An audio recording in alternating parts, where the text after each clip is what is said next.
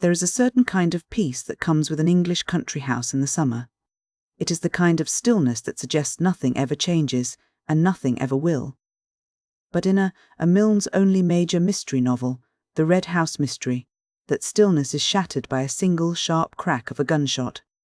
The story begins at Red House, the sprawling estate of Mark Ablett, a man who has spent much of his life climbing the social ladder, obsessed with the idea of being seen as a gentleman of standing.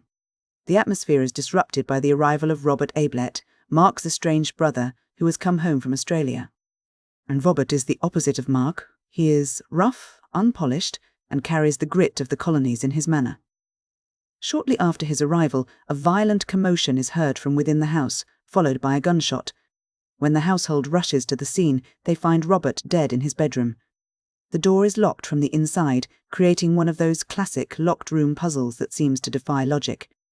The victim is found with a gunshot to the head, and the room appears to be a sealed chamber. Antony Gillingham, a wandering observer who has been staying at the house, is the first to sense that something is not quite right. He is joined by Cayley, who is Mark Ablett's dependable cousin and the manager of the estate.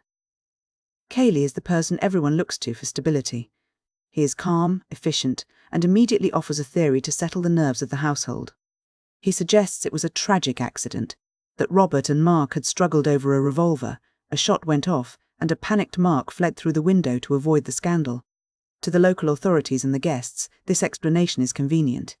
It avoids a murder investigation and preserves the dignity of the Ablett name. But Antony Gillingham isn't satisfied. He has a way of looking at the world that he calls his algebraic method. He doesn't look for grand, sweeping motives first. Instead, he looks at the small, stubborn facts that refuse to fit into the equation. He notices the timing of Cayley's arrival at the scene is a little too perfect. He notices the way the window was left open, and he notices that the path Cayley took to reach the office was unnecessarily long. As Antony begins to poke around the edges of the house, the physical reality of Red House starts to reveal its secrets. He discovers a hidden passage in the library, tucked away behind a shelf of particularly dull religious books. This discovery changes everything.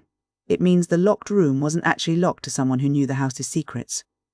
Someone could move through the walls like a ghost, appearing and disappearing without ever crossing a threshold. Antony's investigation becomes a quiet, methodical dismantling of the accident theory. He starts to see that the evidence isn't just being misinterpreted, it's being actively manipulated. He and his friend Bill Beverly witness Cayley out by the pond in the middle of the night, disposing of a bag of clothes.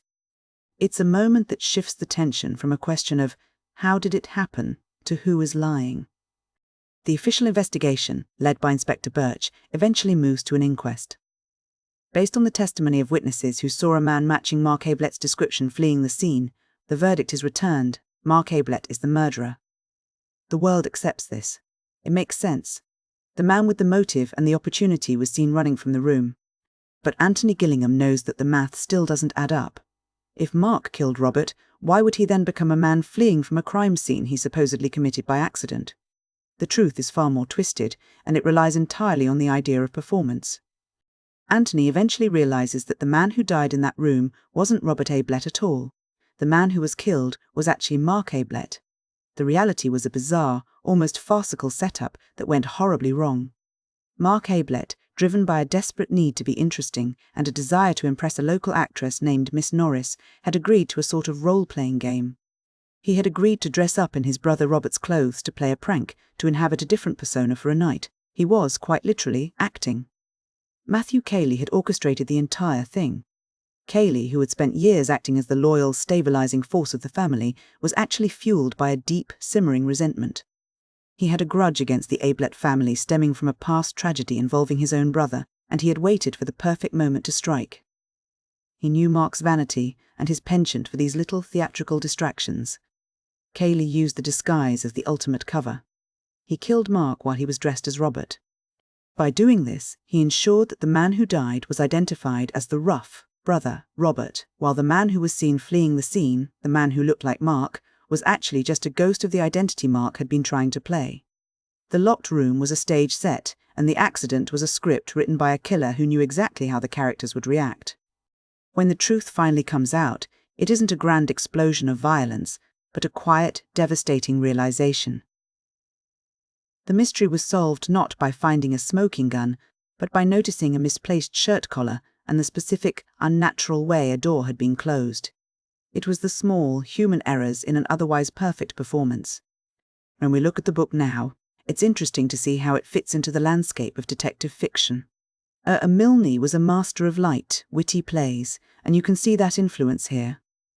The characters in the Red House mystery are often performing. They are playing roles: the gentleman, the loyal manager, the scandalous brother, the observant guest. The book suggests that the social decorum of the English upper class is itself a kind of costume, a way to mask the messy, often violent realities of private life. There is a tension between the public face and the private truth. Robert Ablett spent his whole life trying to maintain a certain image, and in the end, that very obsession with acting, the part of a gentleman, is what allowed him to be killed so easily. He was so caught up in the performance of being someone else that he lost track of the reality of who he was and who was standing in the room with him. Critics have often argued about the logic of the puzzle. Some say it's a brilliant piece of algebraic deduction, where every clue is a variable that leads to one inevitable answer. Others argue that it relies too heavily on the idea of a police force that is simply too incompetent to see what is right in front of them. But perhaps that's not the point. The book isn't just a puzzle to be solved, it's a study of how easily we are deceived by the people we think we know. Cayley is perhaps the most fascinating figure in the whole affair. He is the ultimate, unreliable observer. He doesn't just lie, he provides the very framework through which everyone else views the truth. He is the one who offers the easy explanation, the one who maintains the order, and the one who directs the narrative.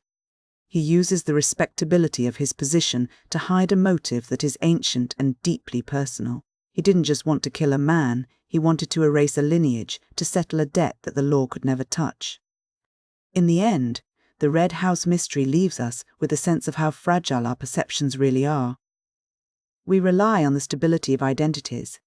The idea that a brother is a brother, and a cousin is a cousin, and a man in a room is the man we think he is. But Milne shows us that with the right lighting, the right costume, and a little bit of calculated deception, those identities can be swapped, manipulated, and destroyed. It's a story that moves from the sunshine of a summer afternoon into the shadows of a secret passage, and from a simple question of how to a much more unsettling question of who. It reminds us that sometimes the most important thing isn't what people say or how they act, but the small, quiet details that don't quite fit the story they are telling.